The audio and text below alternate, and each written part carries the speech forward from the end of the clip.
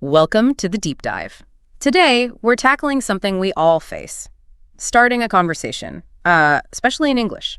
Yeah, that initial moment can be tricky. We've got some really practical ideas here, actually. They come from an English Class 101 lesson transcript called How to Start a Conversation. And our mission really is to give you some usable tips, things you can, actually try out to get those English chats going, whether it's for practice or just connecting. Right. And what jumps out first from the source material is this whole idea that just wanting to talk isn't always quite enough. No, exactly. It goes straight for that big first hurdle, shyness. Yes. Davy's point, don't be shy.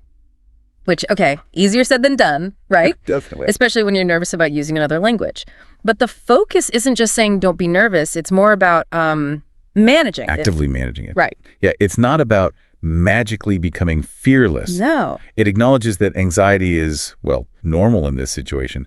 The interesting part is the advice on how to handle it, like acting confident. Even if you're not feeling it, like a fake it till you make it kind of thing. Sort of, yeah. It's a known psychological trick, really. If you project confidence, sometimes you start to feel it a bit more.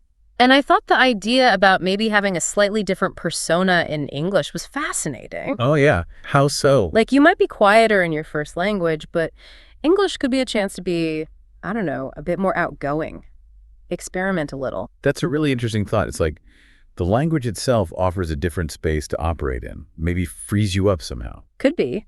And actually, the transcript then switches gears a bit, talking about interruptions. Ah, yes. The cultural aspect of conversation flow. Which I hadn't really thought much about before. Alicia points out that, generally speaking, English speakers are often okay with interruptions. Within limits, of course. It's not a free-for-all. No, not chaotic, but maybe more back and forth than in some other cultures. Exactly. In some places, interrupting is really quite rude.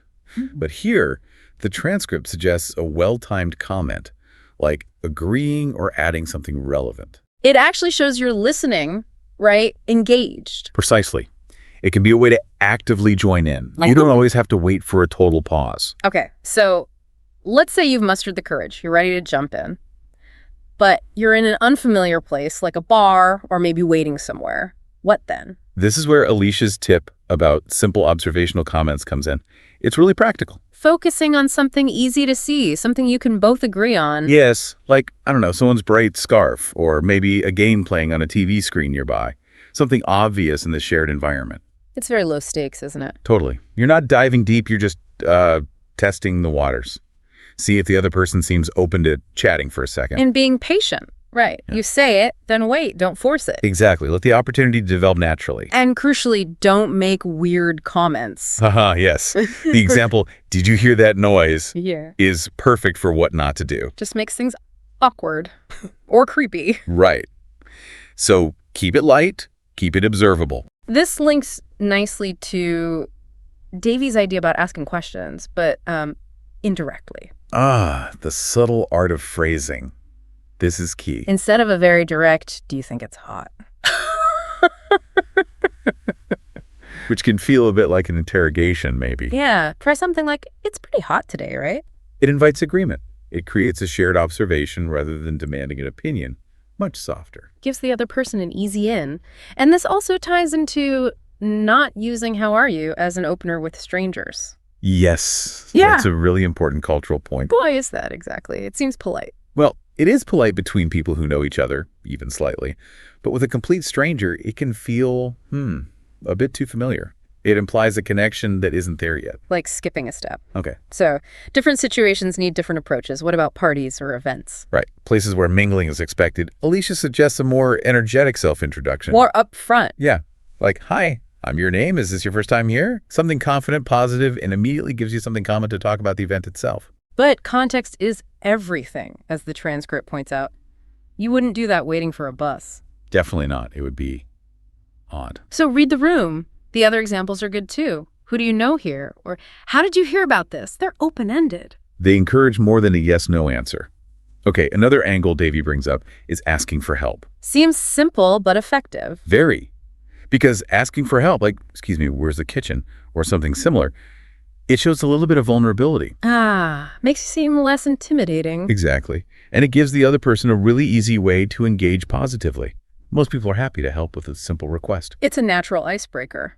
Okay, but what if? What if it doesn't work? What if the person just doesn't want to talk? This is so important. Davy's advice on handling rejection gracefully. Don't take it personally. Absolutely not. There could be a million reasons why someone isn't chatty at that moment. They're busy, stressed, having a bad day. It's probably not about you or your English. Very unlikely. So the advice is, just accept it, don't blame yourself, and move on. Try talking to someone else. Don't let it stop you. Good advice.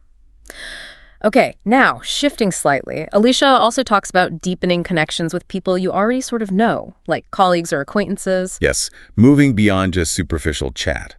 Her tip is about sharing short, interesting personal stories. Little anecdotes about recent experiences. Something relatable, maybe something funny, or something the other person might find useful, like a great new restaurant you tried, or an interesting event you went to. The key being short and interesting, I guess. Definitely. Keep it concise.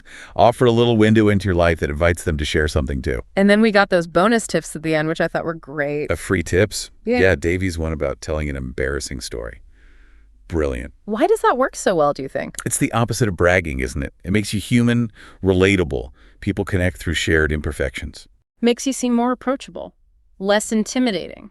Alicia called it self-deprecation. That's the one. It often gets a laugh, breaks the tension. People generally find stories about things going slightly wrong more interesting than hearing how perfect everything is. True. Her example about the lost luggage and the sunscreen explosion? Totally relatable. A minor disaster, but funny in hindsight. Everyone's had something like that happen. It creates an instant bond. So it's that shared humanity, even in the small screw-ups. Exactly. Okay, so let's try and wrap this up. Key takeaways for getting conversations started seem to be brave, first off. Take the plunge. Look around you. Use your environment for simple openers. Ask questions, but maybe indirectly at first. Right. Invite agreement. Be aware of the context, party versus bus stop. And if someone's not interested, don't sweat it. Let it go. Move on. And maybe try sharing little bits of your own recent life, perhaps even the slightly embarrassing bits. Yeah, show you're human. So thinking about all these strategies, it raises a question for you, the listener. Which of these feels most you? Which ones align with your personality? Yeah. And how could maybe just a small tweak in how you usually approach things? How could that open up new conversations, new learning opportunities, maybe even some unexpected connections? Definitely something to think about.